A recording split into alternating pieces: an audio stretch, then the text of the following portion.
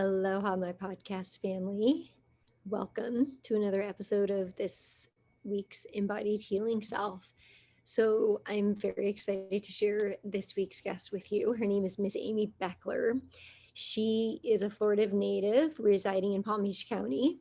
And throughout her years of clinical social work and holistic healing and training and practicing and teaching and yoga teaching, her passion has blossomed into supporting women and adolescents and children to heal from trauma, anxiety, depression, strategies to manage all of these things, and ultimately support her clients to living their best life.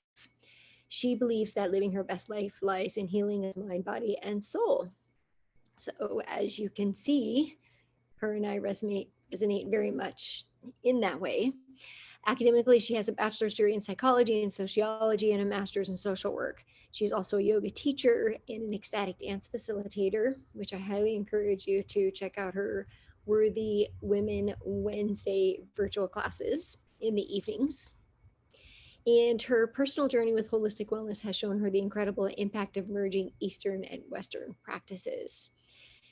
She's had the privilege to guide many, many women on their healing journey. Her heart yearns for a world where we can come home to our soul's value, purpose, ultimate happiness, where we heal and remember who we are and why we're here. She is a certified dementia specialist, a trauma-informed care, marriage and family therapy, hatha yoga, yoga nidra, ecstatic dance, and access consciousness. And today we're going to talk about embodiment. We're going to talk about sound. We're going to talk about movement and sisterhood. We may even dive into a little bit of grief and moving through that, and the practices of embodiment and how they can help support a healthy journey through that. And I'm just super excited to share her with you all this week. All right, my podcast family, welcome back this week. And this week I have the beautiful Amy Beckler. Hi, Amy. How are you? Hi, Jen. I'm doing well. Thank you. So, you actually just froze for a second as you were taking a deep breath. And I thought, what a wonderful way to start. And so, why don't we just all do that for those that are watching or listening in? Let's just close our eyes for a moment and just take a nice deep breath together in and out of the belly. And exhale to release.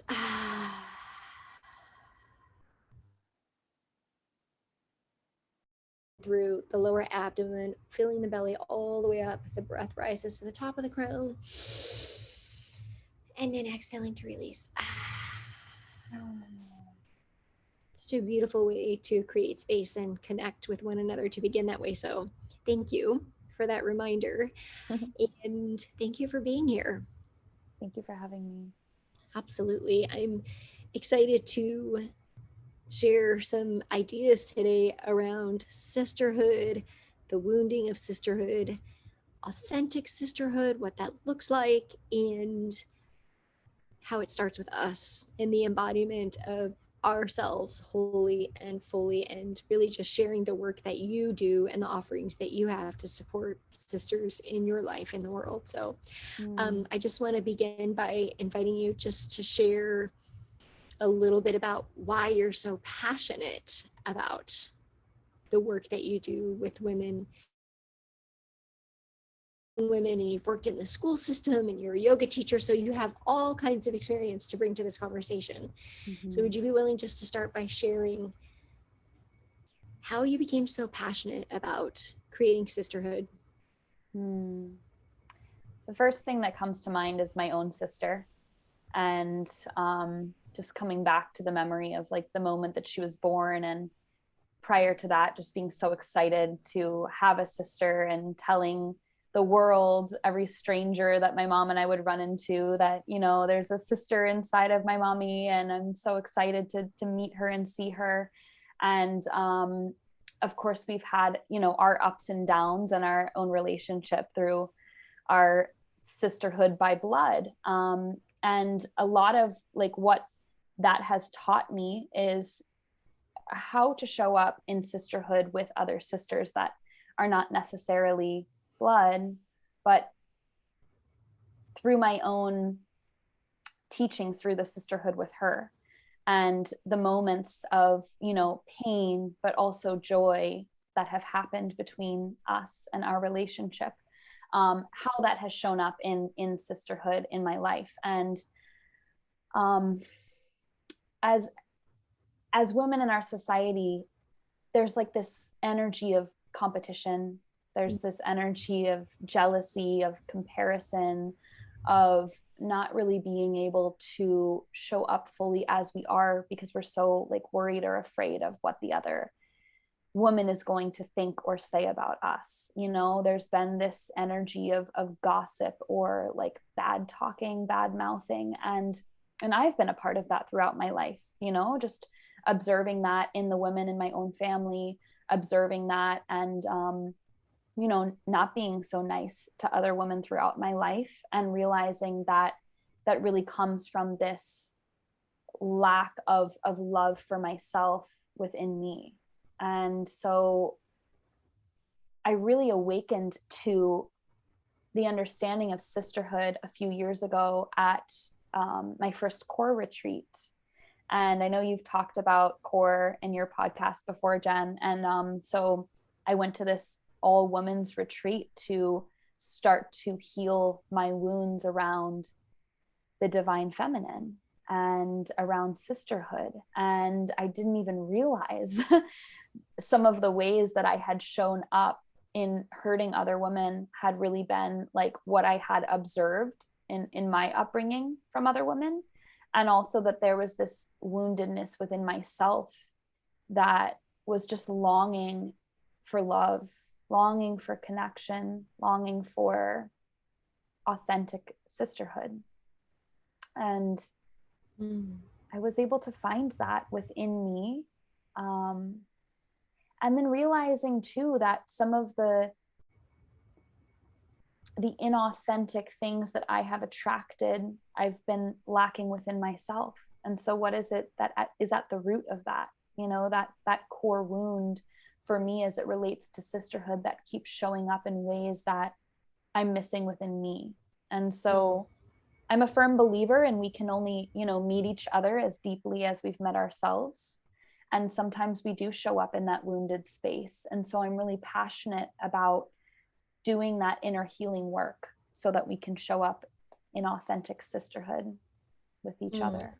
I love that so much. In fact, we're gonna pull a quote from what you just said. You know, as we go back and review this, because I think the important little nugget of wisdom that you shared is that we attract experiences that reflect back to us our deep inner beliefs about ourselves. And it shows up in marriage, it shows up in work, it shows up in health. But this is one of the ways, and you and I have talked about this and shared experiences as we've both attended these woman, female, divine, feminine healing retreats through core, which I've had Britta, the co-founder, the owner of core, on here to talk about that. So many of you will put the link to that episode in here as well, so you can check that out, so you know what we're talking about. You can check out the resources for those workshops. But I love that you really shared that it's a reflection of our own authentic self. And I'm the mother of two daughters. I have a 15-year-old. I have my youngest is soon to be 13. And these experiences begin at a very young age. They begin at a very young age where we feel not part of the tribe, or rejected or abandoned, or somebody's competing with us, or maybe, you know, there's been gossip, or we're not included. I think that's probably the first thing that we witness. And it starts really young. I mean, I want to say I can remember as a parent seeing it probably around, even as early as 4, but noticeably to the kids around age 6 or 7. And so I'm wondering, for you, what was your first kind of healing moment around this, or your first, I guess, opportunity to really be like, this doesn't feel good. Why is this happening? I grew up dancing, and in the dance world, there's a lot of competition, right? And it can be healthy, it can build character, and it there's a lot of positive qualities to it. But there's also this inner, maybe confusion is what I want to call it, of like, am I as good as they are? Am I worthy of getting this role in this dance? Am I am I good? Am I good enough? I guess that's what comes through, is that, am I good enough? And so then you kind of develop this this false story, or this limiting belief around that. And so for me, then it turned into like, sisters were to be competed with, and not so much to be collaborated with. And when I look back on my life, there were some moments in my life where I've really been not so nice to sisters. I've been the bully, I've been the mean girl, but I've also been very loving and compassionate too. And I've also been the people pleaser, and I've been the, like every version of what that could look like. I feel like I've been through that. And there was something that happened to me in 2018 that was really traumatic and very wounding around sisterhood for me. And that's also when I went to core, and I awakened to this realization of how at the root of what I was really trying to do was this desire to connect, to share, to be truthful, to take the masks off and be vulnerable and expose what it is that I'm really trying to say. But instead of doing that, I had, my main coping mechanism prior to that in stressful or frightful situations would be to freeze and to not speak my truth, to shut down, to withdraw. And when that happens, it can feel on the other side probably manipulative or controlling, or like I'm escaping. But that was the only way that I knew how to cope, because I've witnessed a lot of the women in my family be silent about what they've really wanted to say, maybe to their partners or to each other.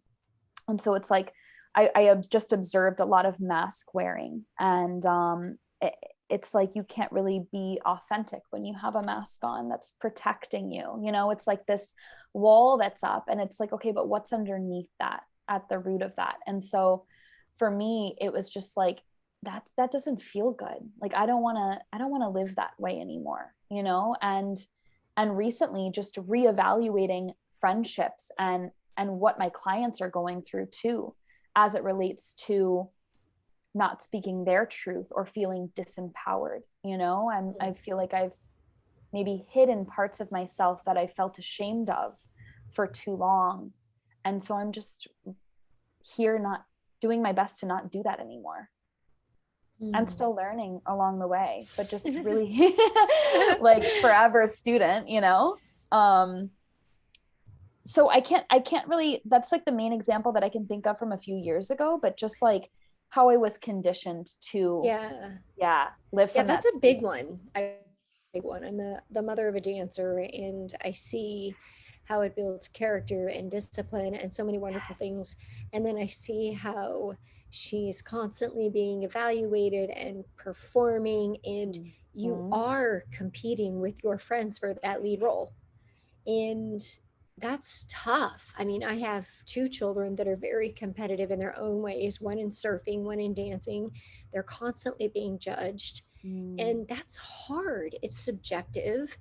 And, I do question, like, is this healthy? And what is the balance in it? There's so many good things that come out of it. And I'm also very aware of, how that creates a little bit of a people pleaser, and that we're constantly seeking external validation.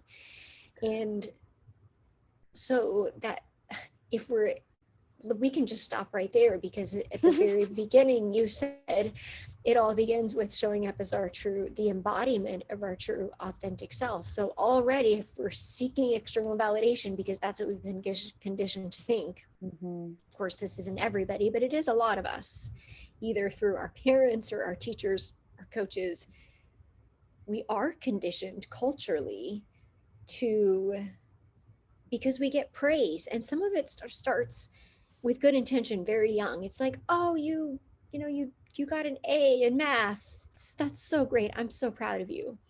And I can remember early on in parenting listening to a podcast that was just hearing the words like, be mindful not to praise your children for their results, but more for their behaviors. Like, I noticed you were being kind today versus, um, you did a great job and you got an A on your test or whatever. And that is really inviting us to break a pattern, because many of us, we were praised for when we did a good job.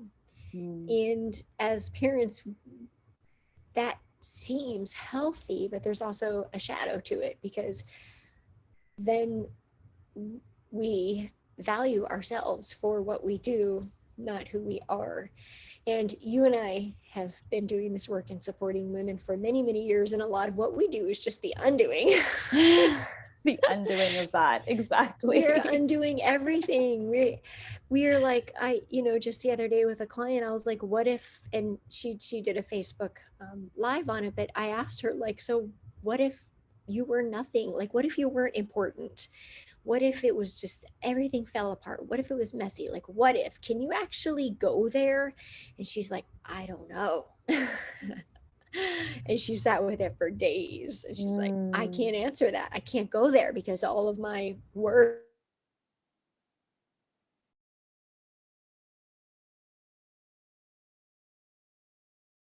Because on the surface, on the outside, it can appear healthy. It can appear healthy to have confidence, but it's really about, like, where is that being driven from? Is it internal or external? And so when I think of healing sisterhood and you talk about competition, there's another choice there: collaboration, co-creation versus competition.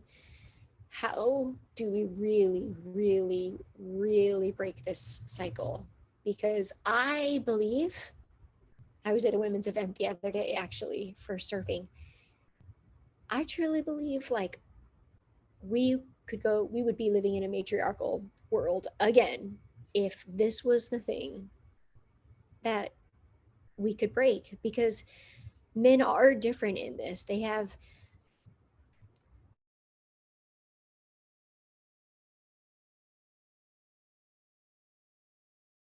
white and ours is like complicated.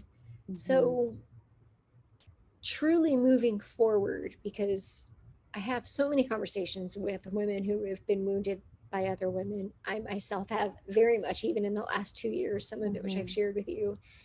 And I've been doing the work. So I thought I broke the cycle. Here it is again. But I know that I was looking for the answer outside of me. So this is just the deeper invitation. But how do we truly, truly begin that work? Because people are listening right now and they're thinking,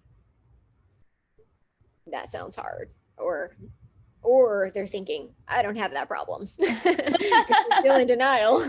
Yeah. Or they know the what, but then, okay, what's the how? Yeah. Right? So what is the how? The how for me is exactly what you're sharing. It's coming back to healing the wounding around the external validation.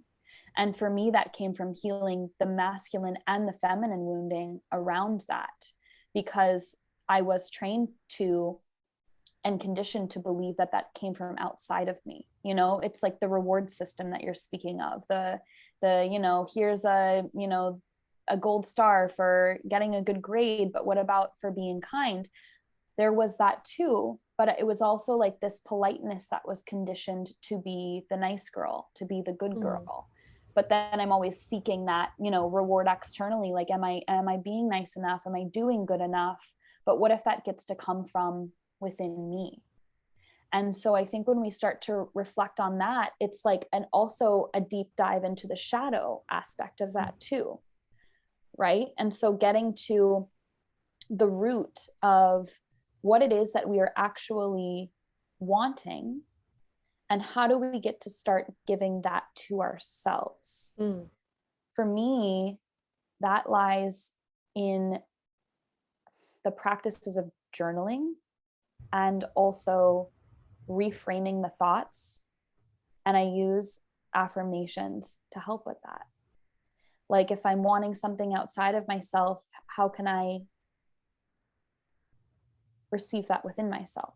How can I bring that back to myself? Like, it's never usually about the other person. It's really about us. And so even if somebody says something to us that maybe we don't believe to be true for us, but then we internalize it as our truth, we get to undo that. Like I grew up hearing sticks and stones can break my bones, but words can never hurt me. But words hurt, and words sting, and words, I have held on to some really, horrible words that have been said to me. And I've said not so nice words to other people. And so it's like, who really are we? And maybe we just get curious on what that looks like. And then once we start to heal that through whatever practices land for us, then we get to like how you shared, you're helping your clients, and I am too, undoing all of the things that we thought we knew, but are maybe really nasty stories that we tell ourselves. I was in a session with a client a couple of weeks ago, and we started talking about journaling. And the way that she was journaling was really horrible, like calling herself names, calling herself stupid and dumb for doing this or saying that.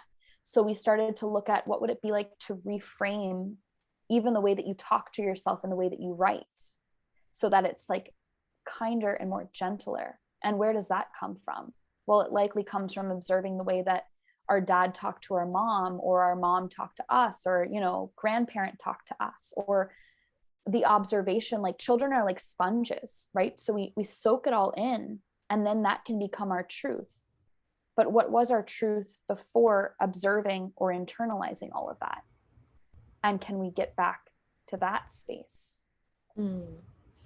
Yeah. And, as I'm hearing you speak, and I'm thinking of people who might be listening who are thinking, yeah, I think I have I think it's really hard for me to connect with women, or it's really hard for me to trust women, or I don't have a good relationship with my mom or my sister, or I definitely feel competition, or I fear gossip, or any of the things that we talked about, in the very beginning that can show up. The other side of it is that we are hardwired as women to be part of a tribe. Like, look at the lions, right? Like, look at, and all of the women, the elephants, like, they all travel together, because at the root of who we are, we all want to love and be loved. So how do I know if I'm somebody who is seeking healing this relationship? How do I know if I'm walking into a place where I'm going to feel safe enough to do that? Or do I have to create my own safety before doing that? Or, like, if I'm hearing this and I'm ready, I've got to find a person that I trust. And I also have to be willing to trust. I also have to be willing to be vulnerable. For this person who's listening right now, what tip can you give them to take that next small step? We're just talking about small step here, because it might feel like a really big step for somebody. But what could you sort of guide them into, just finding that space and giving themselves permission to even be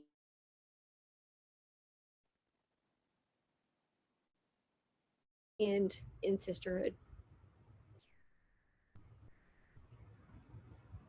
my hope would be that the sisters that are listening have someone that comes to mind that they could feel safe with, to even have an open conversation, and that they just ask another sister, maybe it's a friend, a mom, a colleague, someone that they trust, someone that they feel safe around, that they could practice verbalizing the ways in which sisterhood hasn't felt safe to them, or the ways in which maybe they feel called to show up more authentically, more loving, but they're afraid to for X, Y, and Z reason.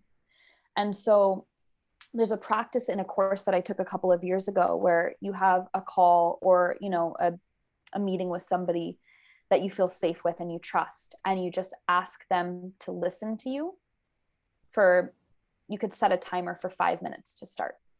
And you're just sharing this, what you've been hiding, right? What you don't want anybody to really hear, but what it is that you're really desiring, which is likely to just get this off your chest so that you can move forward, and you shared so that you could be loved and be loved. And I would start with that, and just, asking for permission to just be heard, because yes, at the core root of our desires as humans, it is to be loved, and it's to be seen and heard and validated, right? So what would it feel like if you got on the phone with a sister and just asked them to listen to you about what's really on your heart behind that guardedness that you want to share? And maybe you're not even aware of what that is. So that's where a journaling practice could come in, a prompt of some sort, like maybe a self-love or self-trust journaling prompt about, or even more simpler than that, if my heart could talk about what it's longing for as it relates to sisterhood, what would it say?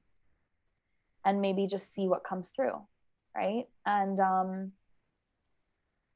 the other thing that comes to my mind is mirror work. So if it feels uncomfortable or vulnerable to talk to a sister and ask them to hold that space so that you could share, and then they just respond with thank you, or maybe they respond with some validation, if that would feel good.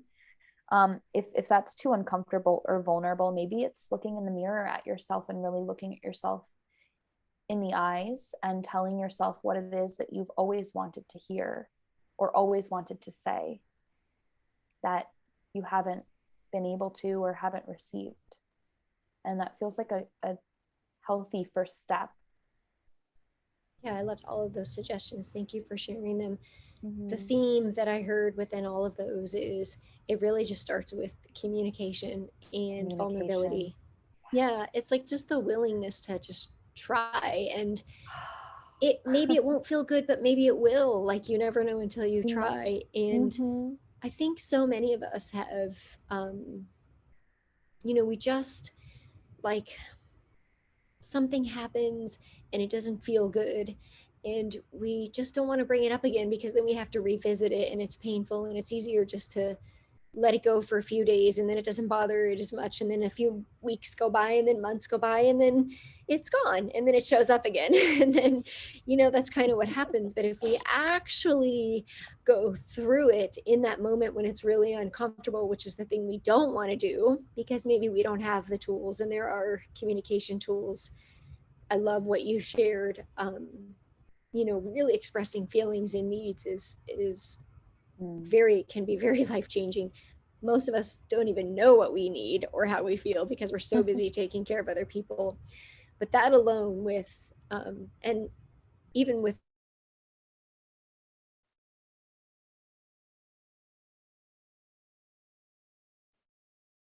the foundation for moving forward into healing. Yes. And I want to take us into the practices of the embodiment of the feminine and the sisterhood, and some tools that you use when challenging things come up in your life, because we do this work, and that does not mean that we escape the difficult, challenging things in life. In fact, we might even get a higher dose because we're willing to work through them, and then we get to teach. I don't know, it feels that way sometimes. But you yourself have gone through, you are navigating a couple of different things I happen to know because I've been a part of your circles. You've been a part of mine. You know, we've done workshops together. And so you have tools for the embodiment of the authentic self. You have tools to tap into your divine feminine. And I'm wondering if you would be willing to share some of those tools, and maybe even to share some resources or invite them to some of the offerings that you have that have really helped. And I might chime in because I've been a part of a couple of them and just share, how they've helped me, and also other people I know that have joined your circles as well. So the tools that you use for the embodiment of sisterhood and healing the divine feminine, what are your go-tos? Yeah. So the first thing that comes to mind, as you know, is ecstatic dance. And dance is a very feminine embodiment practice. We used to bleed together and birth together and dance together and celebrate together. And we've gotten away from that as women. And so it feels like anytime we can come into circle with each other and then also dance together, it feels like we're celebrating the embodiment of sisterhood, of the divine feminine. And dance is a feminine energy. We get in, we drop in, and we flow. And so many women are living in their masculine, and there's this like energy of doing all the time and having to show up in this way and work a 9 to 5 and take care of the kids and take care of the husband and so on and so forth. And we lose ourselves in that. And so if we could just put on some music, maybe even first thing when you wake up in the morning to like welcome in the new day, put on a song or a couple songs that just light you up inside, that give you that feeling of joy and pleasure, and also this element of like flow and surrender, and just get into your body, moving your hips. Maybe there's a little bit of self-touch that happens, touching your chest, your belly, the parts of yourself that maybe you're really hard on yourself for, and just like feeling the love for yourself and for other sisters too. Dance is a beautiful practice to bring us into the body and connect us with our own femininity. The other thing that comes to mind, one of my favorite authors and teachers that preaches sisterhood and divine femininity is Mama Gina. And I don't know if you're familiar with her, but she's amazing. And so something that she shares is to have like one day a week where you go pantyless and braless. And so what would that look like? To just allow yourself to be free, and to just allow yourself, maybe you wear a dress and you're not wearing any panties and you're just kind of feeling free, like letting yourself just flow and be free. And I know for some to hear that may sound really uncomfortable or awkward, but there's this energy of like femininity that you get to reconnect with when you just allow yourself to have a practice like that. The opposite of joy and pleasure is anger. So maybe there gets to be a practice where you just rage out. Sometimes I'll put on a really like violent, angry song and just let myself have what Mama Gina calls an anger burn, where I'll scream into pillows. I have pool noodles that I cut in half and I'll bang them on the wall or the ground so that we can safely and freely express and release all of this emotion and this rage that we've had built up inside of us for generations of women. Anything that would feel good in the heart. For me, our womb, our heart, and our throats are all connected. And so I really love to do like a soothing, nurturing practice, such as taking a bath. So creating a sacred, sensual bath for yourself, lighting some candles, adding some essential oils, some salt, some lavender buds or rose buds, and just kind of like taking yourself on a date in the bathtub. Maybe you read a book, maybe you play some music, or maybe you just drop into silence. And water, the element of water, connects us to our sacral chakra. And that's where our feminine energy lies. That's where our wombs are. And so anything that's going to feel good and nurturing for the womb or the heart, I would say would feel good. Chocolate can be really enjoyable, like sensually eating is a thing that brings us into our divine femininity. And so I guess we get to get curious about what brings us pleasure, what feels good. And as women, we've gotten away from that, you know, like we don't always get to do things that feel pleasurable because we're having to be caregivers and make really hard decisions and keep food on the table and pay the bills and, you know, make sure everybody is happy. But what about our happiness? What about our joy and our pleasure? And one of my clients is working through this right now too. And we came up with the idea of her taking herself out on a date. So treating yourself to something yummy and pleasurable is what comes through as well. Yeah, I love that. The energy of pleasure and joy, and also in the receiving. Thank you. Yes. Yeah, because it's in the surrender, the receiving, that is a divine feminine energy. When I think of embodiment, it's like the full just allowing, like the pleasure and the joy of life. Right. Yeah. We have to give ourselves permission to do that. And we get to be in the energy of receiving without feeling like we have to give back all the time. Totally. Let's make sure we put quotes around that one. Yes. Yeah. Like maybe make it a t-shirt. I love it. I'm about to receive and I'm not giving back. Yes. And also to know that there does get to be times where we give. Totally. We just get to receive and give ourselves permission to do so. Yeah. Sometimes the receiving is in the giving, but sometimes we yeah. That. Well, I love all of the tools that you shared, and what's so beautiful about the practices that you offer and that you've shared and that I'm aligned with and what I talk about is that many women have become disconnected from their bodies, and because of some type of trauma.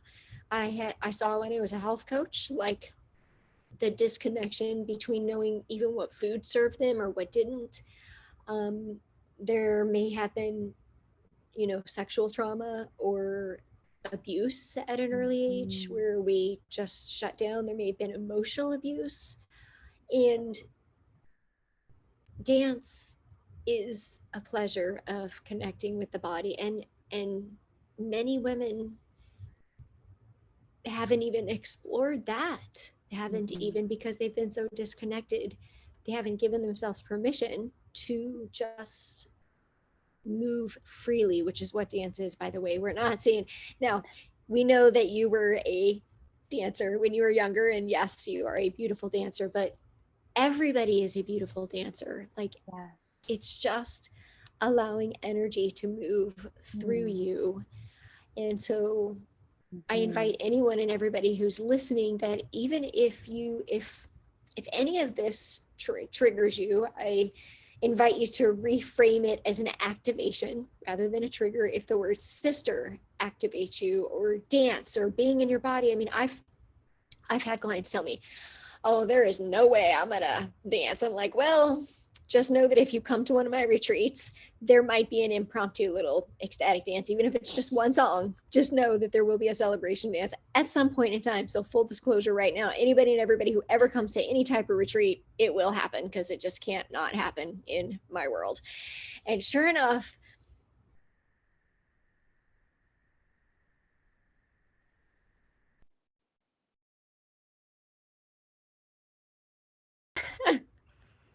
and she was just jumping around and so happy. So, you know, it's like she got over the idea of that it had to look a certain way. And what's beautiful about your offering is that it's virtual. And honestly, if you want, you can turn your video off. Absolutely. And then maybe the next time you turn it on, and really everybody's in their own world anyway, so nobody's really watching anybody else. It's about, because it's about freedom. It's about exploration and pleasure and freedom. And you also do a couple of other things that I wanted to tap into. Yeah.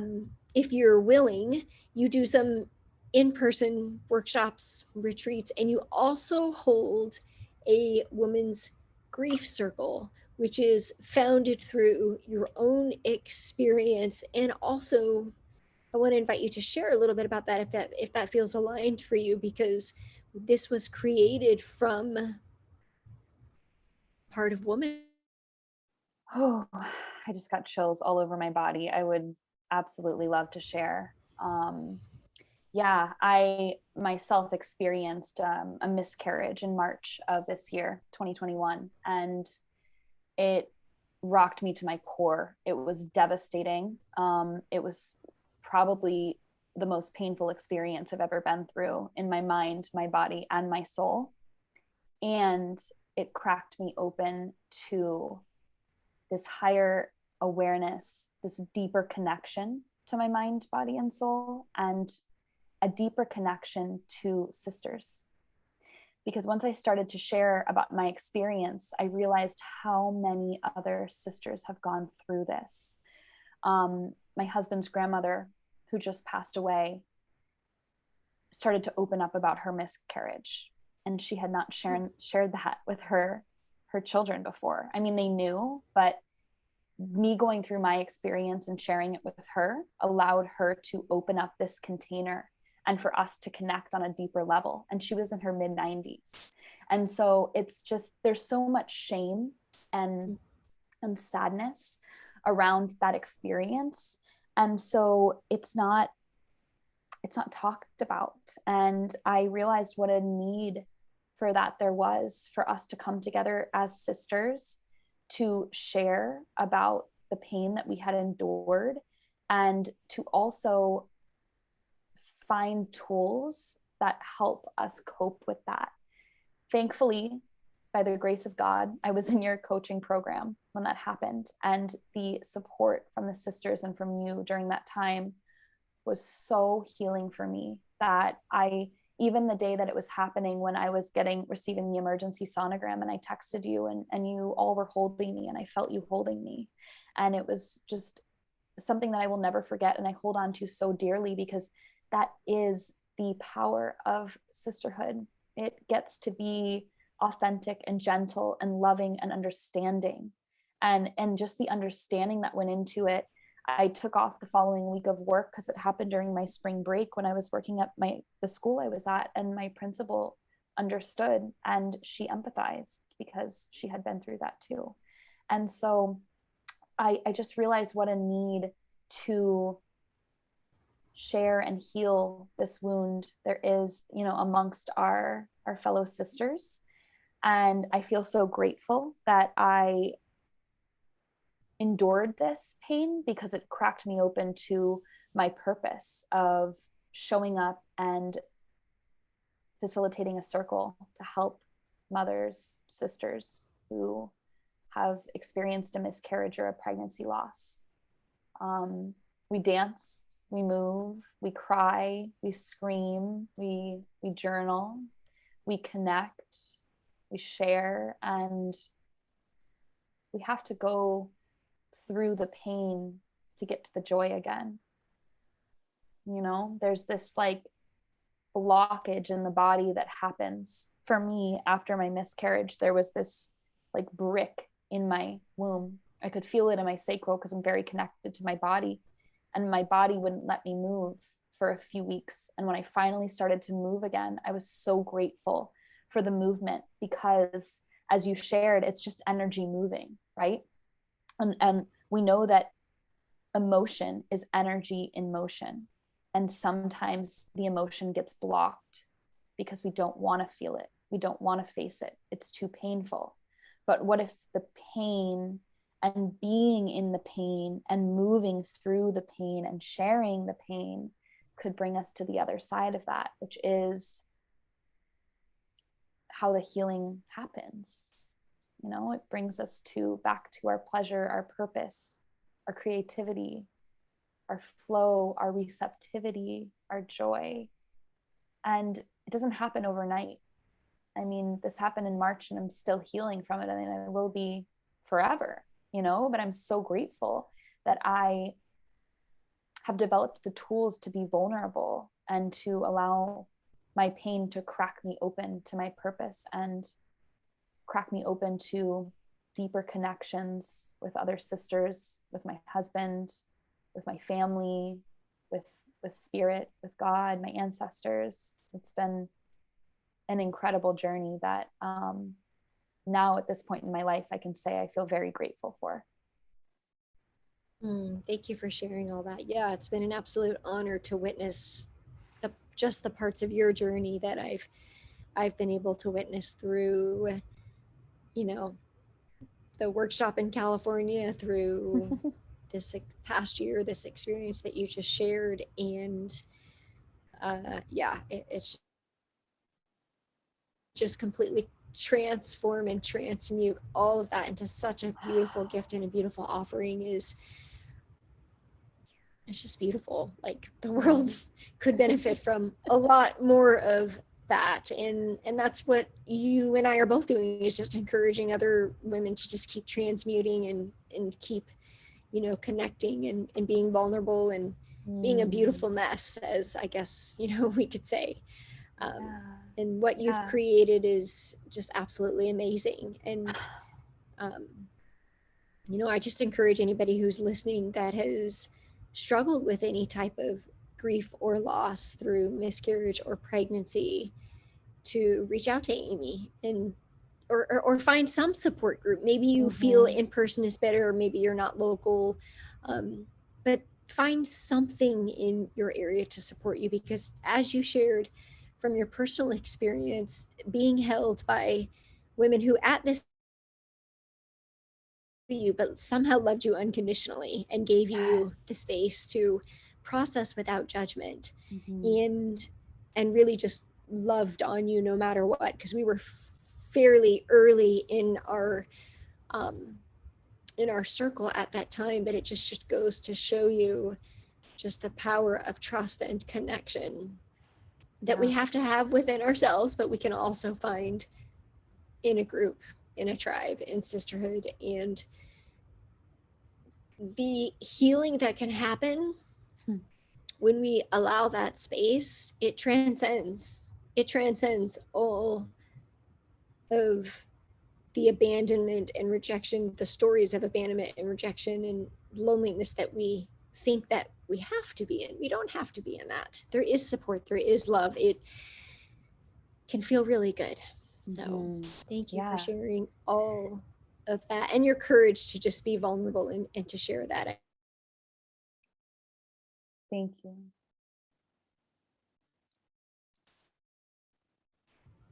Yeah, thank you for reflecting that back to me. And I heard something the other day that we can choose to avoid grief, but what we're really doing is avoiding love.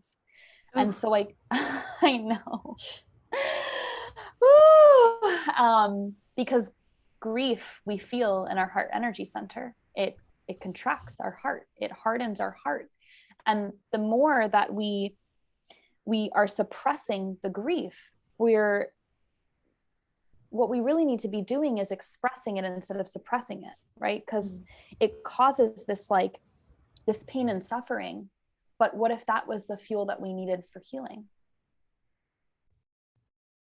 Yeah. Another truth bomb right there. So many t-shirts being made. What if t-shirt? Let's just start a t-shirt shop. Yeah. So then we get to become present to the pain. And I'm a big advocate of you have to feel it to heal it. But when I thought of you sharing about dance earlier, we can, as a society, we can get drunk and dance, but we have to be drunk or using a substance to be able to move our bodies freely. What if we could access that without that? And we could just show up so that we could heal from the suffering and the pain instead of, suppressing it, avoiding it, numbing it, because it's going to be there anyway. And there's so many, what you're saying is really the gateway to the embodiment of well-being, because what we suppress in the world of physical health can turn into dis-ease, energetic blockages and stagnation and stress and acidosis, which just creates a total breeding ground for autoimmunity and viruses and all kinds of things. And that's a whole nother level. But who are feeling unwell, this is part of it, is the Mm. avoidance, the suppression of emotions that plays a huge, huge part of our overall well-being. So that's why it matters. And when we feel better, we show up better for everybody around us. We can be more present. We can be present to our own lives and to others. So thank you so Aho. much for that's right. I love that. Thank you for sharing in this conversation. And Mm. it's just been wonderful to just you're such a light in this world, little earth angel. That's me. It Uh, is. And I want to invite you just to share where people can find you. yeah, amazing. Thank you. And I love that you said, a light and an earth angel, because yesterday I got called a light witch. And so that's my new thing. I'm a light witch. That's a new one. Yeah, I know. I hadn't been told that before. And yeah, I just love that. I know that I am here, a part of my human design and my soul design is to go through these painful experiences so that I can heal and share what has worked for me to help others heal too. So in that healing journey, I am a licensed clinical social worker. I see clients for private therapy, virtually or in person here in my home in South Florida. I live in Lake Worth. I also host a weekly ecstatic dance for women every Wednesday on Zoom from 6 to 7:15 p.m. Eastern time. And then once a month is my virtual miscarriage and pregnancy loss support group on Zoom. And I am also creating some other things right now that you get to stay tuned for. You can find me on Instagram at Amy Beckler, LCSW. I'm also on SoundCloud, Amy Beckler. I have some meditations on there. I'm on Facebook as well. My business name is Inner Bloom, because I am a big fan of supporting others to assist them in their bloom from within. And I'm just passionate about all things wellness. So my website is www.innerbloomwellness.com. And I really believe that we get to connect and heal the mind, body, and soul for optimal wellness and well-being. So that's what I'm going to stand for. Oh, sister, I am right there with you. We get to. We get to. Yes. Yeah. Yes. Yes. Awesome. Before we go, do you have any last little nugget of wisdom or anything that's just dropping in that you'd like to just share and leave our listeners with? And if not, that's okay too, but I just wanted to ask.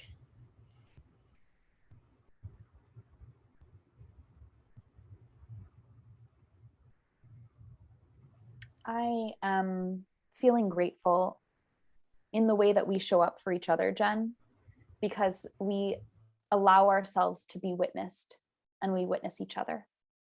And I really feel at the root of sisterhood and embodiment of that is allowing ourselves to be witnessed. And so I just kind of want to end with that little nugget of how good it feels to be witnessed and to see you, for you to see me, and for us to support each other in that.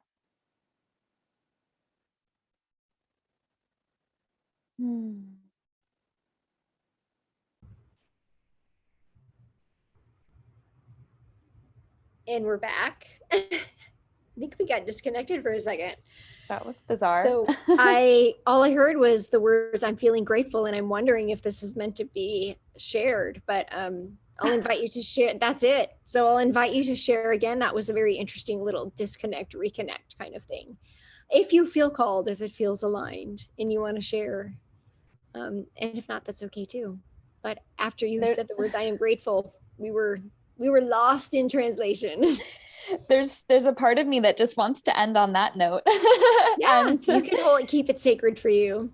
But I guess I do want to share.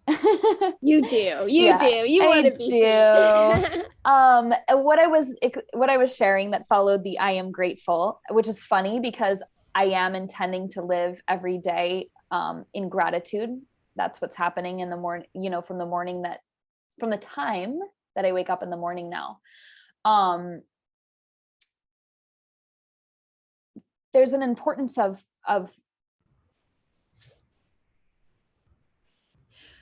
what is this teaching us? Is it teaching you to be super clear? Is that what's happening? I'm not sure. What I would like to end on is the importance of witnessing and being witnessed. And so you just got 3 chances to do that at the end of this. That was pretty funny. I sure did. Yeah. The importance of witnessing and being witnessed, and that we don't have to do this alone. We don't at all. We don't. And we get to show up and we get to be truthful and vulnerable and allow ourselves to be witnessed in that. And I think that is the beauty and at the center of the embodiment of sisterhood. Oh, I love that so much. I think it's the perfect place to end. And I want to add that being witnessed and witnessing others is not just about you. Mission. You and I know, and it's a beautiful co-creation. It really is. Yeah. Well, thank you so much for spending this time and for the perseverance to end this with your third attempt to be witnessed in your closing statement, because it needed to be heard, but we wanted to make sure that you wanted to be seen in it. So that's important, Of course. Thank you for the listeners for listening in. We will drop the links in the show notes for you to find Amy and all of her beautiful offerings. And we hope that you all have a wonderful day.